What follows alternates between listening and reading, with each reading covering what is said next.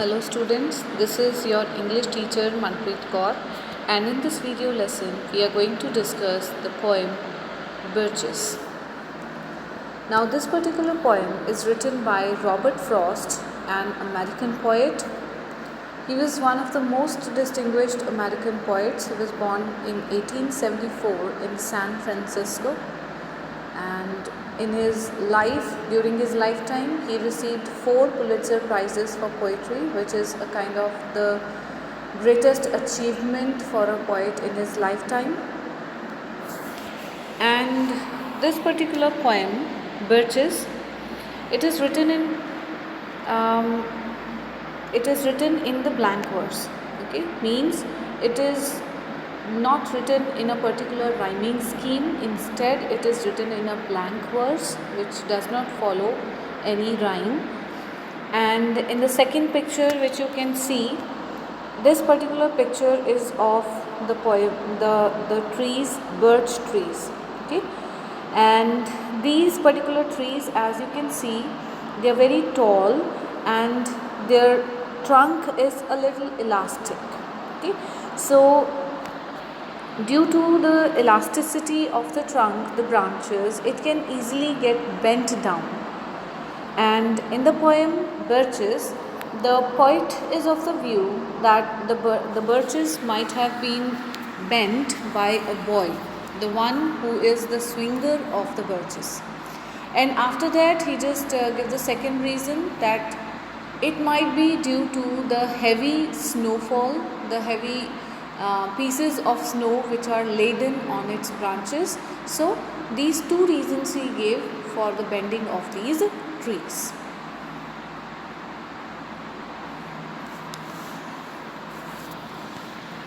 Now we can just start reading the poem. And this particular poem, as per according to the poem given in the book, it's divided into 59 lines. It's a lengthy poem, and it is also written in easy language but consisting a complex idea. Okay, and slowly and steadily as we'll move forward, we'll come to know what is the idea behind writing this particular poem.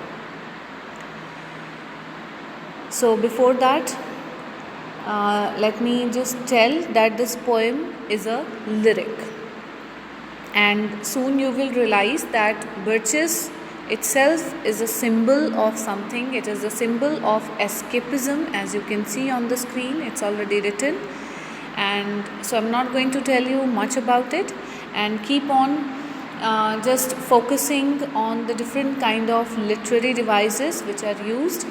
Although it is not in the rhyming scheme, but yes, literary devices are being used in a very careful manner. And slowly as we'll move forward, I'll tell you how birches, as you will understand yourself how birches is a symbol. So let us start. When I see birches bend to left and right across the lines of straighter, darker trees, I like to think some boys has been swinging them. But swinging doesn't bend them down to stay as ice storms do. Often you must have seen them loaded with ice a sunny winter morning after a rain. So in these lines, the poet says, when I see birches bend to left and right. So birches were bending left and right across the lines of straighter, darker trees. So there were many trees which are there in a straight line. They can be seen beautifully arranged, and they were standing straight. But the birches were bent to left and right. I like to think some boys has been swinging them. Then the poet says that I think I have a thought that maybe the cause behind the bending of the birches, maybe the boy has been swinging on them. Okay, a boy might be playing with the branches. He might be holding the branches from the tip and could be moving just up and down, enjoying himself. Then the poet says, but swinging doesn't bend them down to stay. But now he says, now he changes his viewpoint. He says that, but bending cannot be the cause of the bending of the trees as ice storms do, as the ice can bend the branches. Okay. Now he says the he himself is not clear about the thought. Firstly, he says the reason behind the bending of the birches may be the boys is swinging on them, and secondly, he says, but that swinging cannot make the branches fall down as these can be seen, but the ice storms, falling of the ice on its branches and the branches laden with heavy pieces of snow can be the reason behind its bending. Often you must have seen them loaded with ice a sunny winter morning after a rain. Now, earlier the poet, the narrator is narrating the poem, but this is the first time he refers here you. Okay, now here you is the reader, whosoever is reading this poem. Often you must have seen them loaded with ice a sunny winter morning after a rain. So he says the readers might have seen the branches of the birches trees laden with ice, loaded with ice, heavy ice on it, a sunny winter morning after a rain. Now the words sunny winter morning, it creates an image in the mind of the readers that what time of the day it was. So you can imagine, you can just picturize the image. It was sunny, it was winter season, and it was the morning time, and also imagine that it is the time after rain. So after hailstorm, what kind of scene is being created, you should try to imagine, because these lines creates visual imagery in the mind of the readers. They click upon themselves as the breeze rises and turn many-colored as the stir cracks and crazes their enamel. Now the poet says they click upon themselves. Okay. Now here this line refers to the snow which is there on the branches, which is there on the tree. Now here you have to imagine the picture of the tree, the birches which has already shed its leaves because it is the winter season. So here the poet says they click upon themselves. It's making a sound, it is making a clicking sound. Again the auditory image is created. So when the ice will have the cracks due to the sunlight, the ice is going to melt. So first of all there are going to be the cracks in the ice and they are making a clicking sound as it is going to crack as the breeze rises, as the cool breeze blows and turn many colored as the stir cracks and crazes their enamel. Now many colored means because of the sunlight there appears to be the kind of different colors. Many colored, so sunlight it gets broken into different colors, and as the stir cracks then the ice starts cracking and crazes breaking their enamel. Enamel here refers to the white snow. Okay, although enamel is the outer covering of our teeth, the white color of the teeth, the white part of the teeth is called enamel, and over here enamel refers to the white snow. Now you can see it's given at one side that alliteration is the poetic device used here, as the stir cracks and crazes, C sound is repeated, K sound is repeated, as S sound S, stir cracks S, then crazes S. So S sound, S sound is also repeated. So this is an example of alliteration.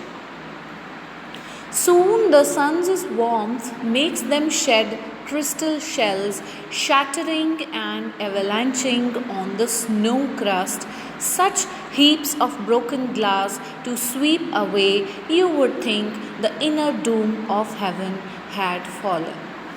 Now, here the poet says that soon the heat of the sun breaks the ice into some parts, into the fragments.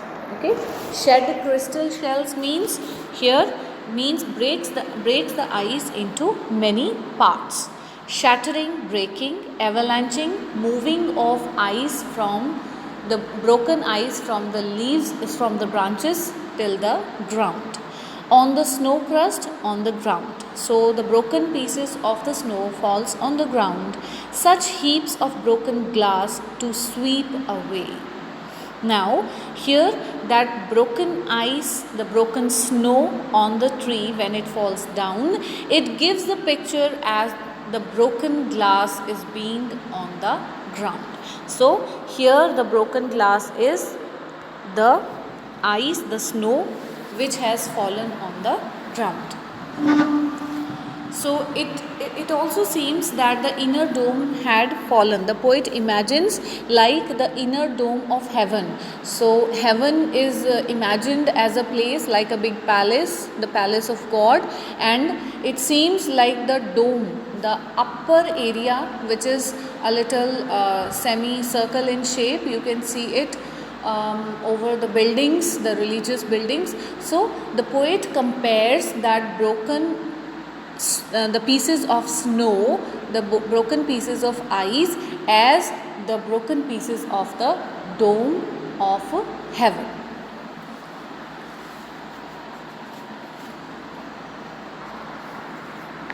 Then next, they are dragged to the withered bracken by the load, and they seem not to break, though once they are bowed so low for long, they never right themselves.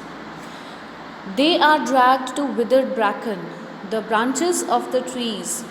Here it refers to the ice which is being broken, which is compared to the broken glass.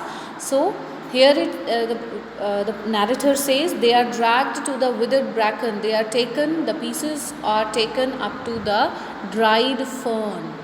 Withered bracken means the dried up fern, a kind of plant, by the load, and they seem not to break. Now the bending of the birches, here the poet says that bending of the birches, the top of the tree has come down upon the ground and they does not seem to break, but the tree's branch is not going to break, the trunk of the tree is not going to break, though once they are bowed so low for long, they never right themselves. The trees which are bent once, the trunk which is bent once, can never be on its right place again.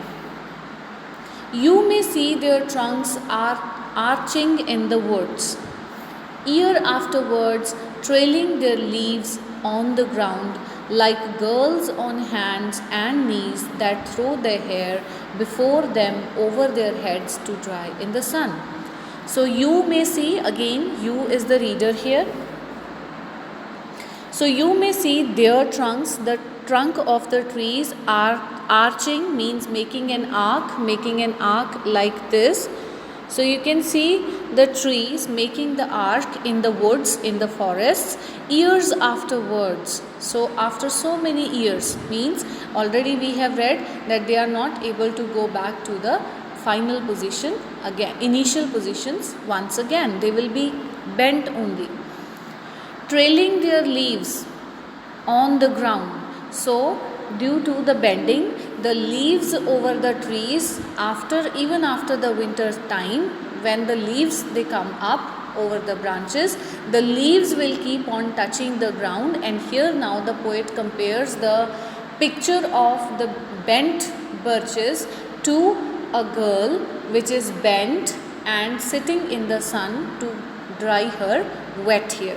So here the simile is used, like the girls on hands and knees that throw their hair before them over their heads to dry in the sun. So the birches bending and touching the ground, with their leaves touching the ground, seems to be like a girl which is sitting in the sun to dry her hair, to dry her wet hair. Before them over their heads to dry in the sun. But I was going to say, when truth broke in with all her matter of fact about the ice storm, I should prefer to have some boy bent them as he went out in to fetch the cows, some boy too far from town to learn baseball, whose only play was what he found himself, summer or winter, and could play alone. Now the poet says again, firstly he said the boy has been just playing with the branches, he might be swinging with the trunk of the tree. Later on he says that it is due to the snow, the heavy snow which is laden on the branches of the tree, which makes the trunk to just bend down and make an arc and touch the ground.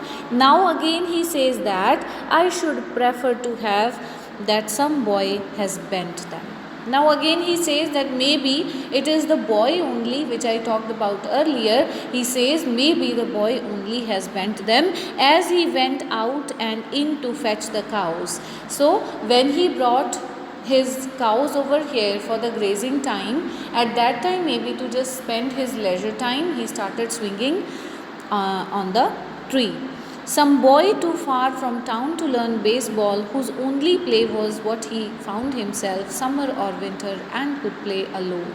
So the boy who is there in the town which is far away from here, he might be learning the baseball, and when he used to just come here, he found this as an interesting play.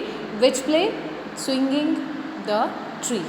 Okay, so he was a swinger. So up till this I'll just end, and we'll meet in the second part where I'll explain the rest of the poem. Thank you. Have a nice day.